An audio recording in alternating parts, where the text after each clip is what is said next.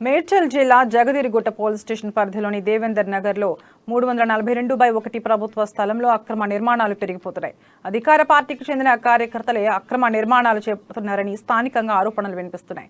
విషయం తెలుసుకున్న కలెక్టర్ 10 రోజుల క్రితమే ప్రభుత్వ స్థలాల అక్రమ నిర్మాణాలు చేస్తున్న వారిపై పీడీ యాక్ట్ నమోదు చేయాలని ఎంఆర్ఓ, ఆర్డీఓకు ఆదేశాలు జారీ చేశారు. అయితే అధికార పార్టీకి చెందిన నేతలే ఆక్రమణదారులుగా ఉండడంతో అధికారులు వెనకడుగు వేస్తున్నట్లు తెలుస్తోంది.